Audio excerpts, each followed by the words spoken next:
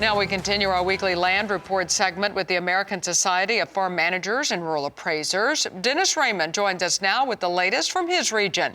Dennis, always good to visit with you. Now, the annual Iowa State University Land Value Survey was released this week. How did their findings compare with your area in Iowa? Well, thanks, Tammy. Good to be back on with you again. Yeah, we always look forward to this. The Iowa State Survey has been around for, before most of us have been around. It started in 1941, and it's provided continuous or annual county-specific updates since 1950. So I believe that's the oldest survey of that type in the country.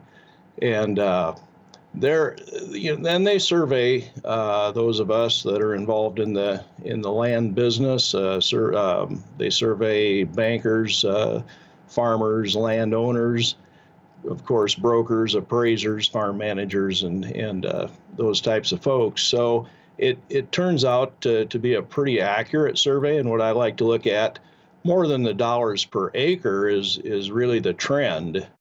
And the trend for the entire state was down 3.1%. That was not a surprise to anyone. We know that the market has been softening a little. If you look at our part of the state, which is about the northwestern 1/3, which includes some of the most valuable land in the state, the counties, when you get down to the county level, most of them were down 3, 4, 5, maybe 6%. And that does fit with what our sales database has shown over the 12 months. It's a November 1 to November 1 look. So throughout the year, you might have some strong periods and some weaker periods, and it comes out to the -5 or so percent. So a lot of those trends are kind of on point with where you are. So on another topic, what year-end activities are on the plates of farm managers and appraisers right here at the end of the year?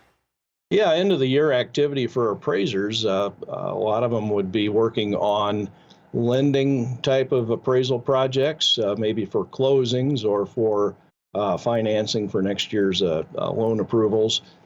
So that would, and then estate planning is also, sometimes that occurs, and there might be a kind of a push at year end to do some things, and appraisals are needed for some of that work. Now, farm managers would be focused on year-end budgets, trying to bring the income in pretty close to where they had budgeted. For cash rented farms, that's probably a foregone conclusion, but for other farms where the landowners participate in the crop and the crop income and expenses, sales expenses for 2025 may be prepaid. So there's a lot of decision making that goes on for a lot of farm managers at year end.